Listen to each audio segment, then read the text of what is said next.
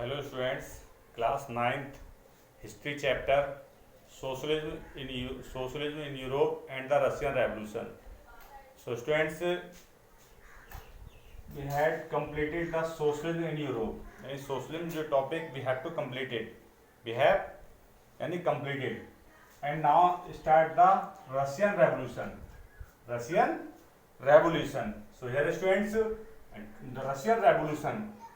Russian Revolution students, in a Russian Revolution, fall of monarchy, यानी Russian Revolution, fall of monarchy students, and fall of monarchy in February 1917. Fall of monarchy in 1917 यानी Russian Revolution जो वहाँ पर system था, monarch system था, king था वहाँ पर, उसका फॉल हो गया था फरवरी 1917.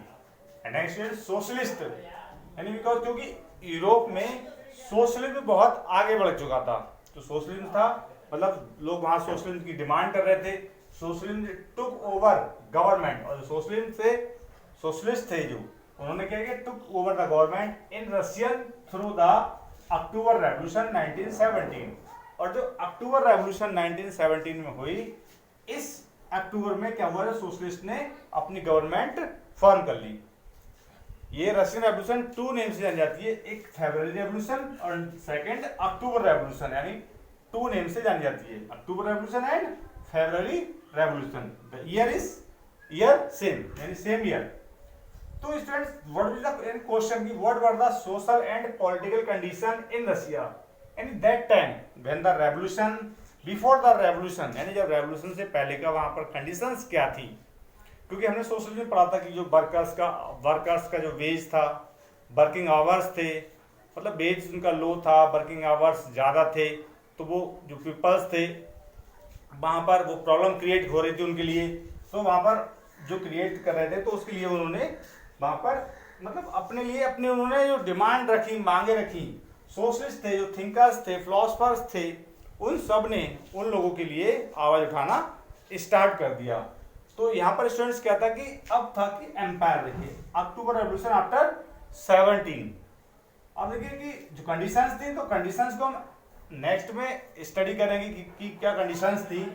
बट यार students, the Russian empire in 1914, the Russian empire in 1914, यानी 1914 में वहां का जो किंग था in 1914 the time of revolution. देखिए यहाँ पर ये TSAR, इसको जार भी बोलते हैं बहुत से लोग, और बहुत से लोग इसको सार कहते हैं. कुछ लोग इसको सार कहते हैं, कुछ लोग इसको जार कहते हैं. तो जो भी लगे आपको वो पढ़ लें. तो जार निकोलस सेकंड यानी ruled Russia and its empire, यानी जो रशियन एम्पायर था उसमें जार निकोलस जो था वो किंग था, उसमें रूल कर रहा था. वो रशियन एम्पायर पे क्या कर रहा था, वो रूल्ड कर रहा था स्टूडेंट्स. तो रशियन एम्पायर इंक्लूडेड, अब जो रशियन एम्पायर पे वहां पर मोनार्की सिस्टम था, मोनार्की था, तो रशियन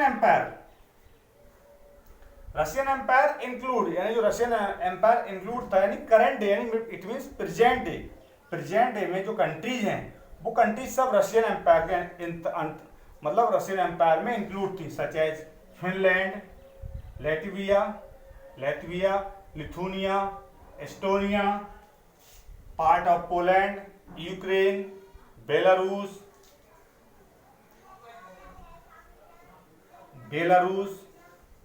जॉर्जिया, आर्मेनिया, अजरबैजान, यानी Azerbaijan central part of Asia, यानी कुछ पार्ट एशिया का था.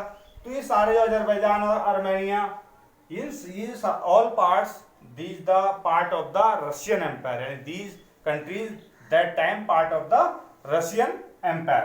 तो ये रशियन एम्पायर के क्या थे, उस टाइम पार्ट थे स्टूडेंट्स. अब वहां पर था क्या कि ये सब कंट्रीज, अब बाद में जब रशियन, अब देखिए ऐसे नहीं कि वहां पर रशियन एम्पायर जो पहले था अब रशियन एम्पायर है, अब वहां पर गवर्नमेंट है, अब वहां पर क्या है, गवर्नमेंट है. अब वहां पर जो इट मींस अब जो वहां पर किंग सिस्टम यानी मोनार्की वहां पर नहीं है. तो स्टूडेंट्स, मेजॉरिटी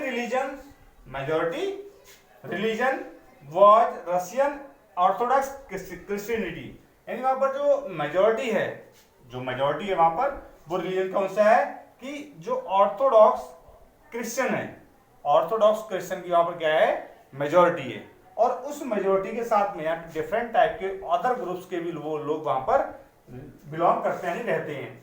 उसमें देखिए अब इस रशियन एम्पायर में जो अदर पार्टीज थी, अदर मतलब अदर रिलीजन्स थे, कैथोलिक्स, प्रोटेस्टेंट, मुस्लिम्स, क्या थे, मुस्लिम्स एंड